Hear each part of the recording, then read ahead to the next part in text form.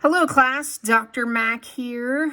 I just thought I'd check in with a weekly video. My poison ivy is on the mend. If you can tell, I finally got put on steroids. You can see the remnants of it. This is the beautiful workings of having a bulldog that likes to explore out in the woods.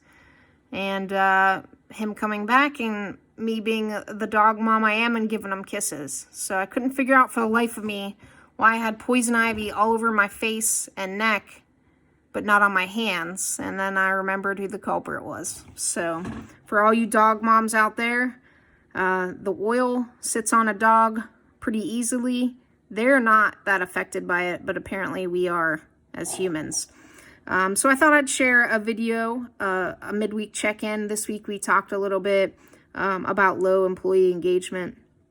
And so I think about my role in engagement, not just in my workplace, but also with my students in my classes, because it's important.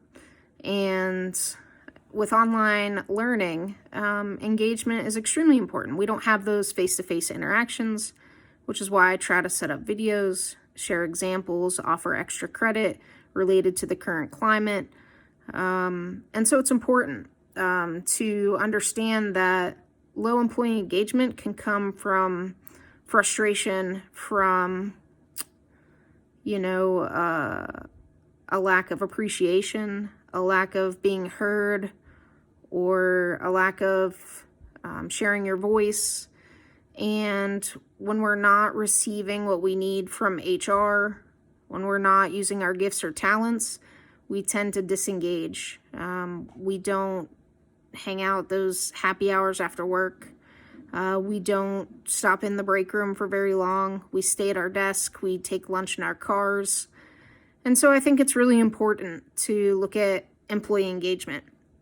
Some of the ways, if you've read my bio on the website, in addition to my 3 teaching positions, I also work for an insurance company called Foresters Insurance.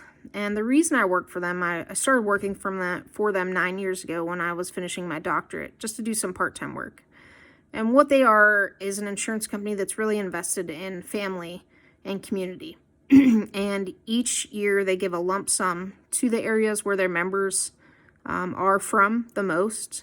And they ask these persons that work for foresters in those areas to actually use that funds to give back to the community. So I've done things like take those funds and build playgrounds, or build 100 Build-A-Bears that are then donated to the Columbus, Ohio area children's hospital, things of that sort. The insurance company is located in Canada, the United Kingdom, and the USA. So if you can imagine, employee engagement can somewhat be tough. We're in different time zones, sometimes drastic. I believe the UK is 6 hours behind us. So thinking of ways to maintain employee engagement is really important. And of course, because of my background in engagement in HR and management and leadership, in my role at that place, I've been tasked with doing different projects that have to do with employee engagement. So what I'm going to show you real quick is one thing that I do. We use Teams, Microsoft Teams, for that job. And I actually have started a coffee chat. So in Teams, it's kind of like you have a channel, like a thread. Think of a group chat. And you can categorize them. I could categorize one for diversity. I could categorize one for weight loss. So this one is called Coffee Chat. And it's just an informal place where members from the United States, United Kingdom get together to post things. So we actually have Zoom calls. Not sure if you can see this. We actually have Zoom calls called Coffee Chats. And I mentioned these in my example this week, where we share updates about our lives. Our daughters got married. I'm a grandmother. I had research published, because this, for most of us, it's all a part-time job. So in order to build that engagement, we post here. Here I post the Zoom video from the chats we had. And then this is a channel that follows up, just engaging, posting different things. I had some research published, so I posted my research that was published. People are wishing people happy birthday in here. So just an informal way of staying engaged and raising employee morale. Highlighting people's birthdays, great way to do that. And another thing that I've done is use the tools that we already have for free. So we all have LinkedIn accounts that are connected to our emails there, and LinkedIn Learning started a training series. You can literally look up a training for anything. So here I have some trainings that they offer: having a difficult conversation, effective listening, connecting with executives, negotiation foundations. So anything, managing employee performance problems, communicating in times of change, human resources, managing employee problems.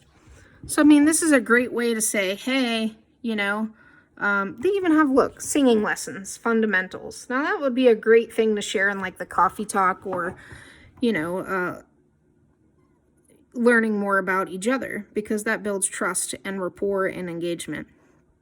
There's one of the, my favorite books is called 3 Signs of a Miserable Job. And it's by, I want to say Lencioni is how you say his name. And he says that one of the ways that is a miserable job is when you don't know how you belong in the big picture, when you don't have measurable goals that you can measure and, you know, evaluate from. And the third one he said is remaining anonymous. So that means when you don't know about the employees you're working with, when you don't know about their lives. And so I find it important to share things like, hey, I saw this TED Talk. I think it's relevant to our organization. Hey, I saw this TED Talk. It's a great way of looking at handling a pandemic. So just sharing information, learning about people's lives and hearing them, that engagement piece will really speak to strategically aligning what human resources says when it says that they care about the person, when it says they want to create a just and fair workplace. So using, you know, LinkedIn Learning for those things, sharing different topics or resources, or, you know, maybe somebody has told you that they always wanted to be a singer. And so you can send them, hey, I saw these singing lessons course on LinkedIn Learning. Maybe some of these mothers in a hospital, so you send them an e-card, you know, sending them support. So just wanted to share some examples of how I do that, you know, in my other roles in my life, because I think engagement is important. And that's why you'll see me check in with videos throughout the week. You'll see me post in the forums. Sometimes you'll even see me quiet throughout the week because I'm watching the learning unfold. And when I see a need for me, I'll chime in. You know, and we'll also, as we go into week 4, do some Zoom check-ins. You can let me know how you're feeling, send me personal emails, or we'll actually do video chats. So I just wanted to reiterate how important employee engagement is, no matter what level or power structure. It's important for everyone.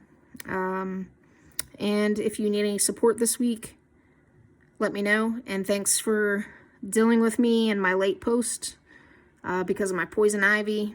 My eye was looking pretty bad. It's starting to heal up now, but I could barely open it. And so, you know, I just thought I would avoid the one eye willy video. So take care, and I'll check back in next week. All of your assignments should be graded unless they were late. But if they haven't been graded, just shoot me an email and I'll get them as soon as possible. Please, please, please take that feedback each week and address it for your next week.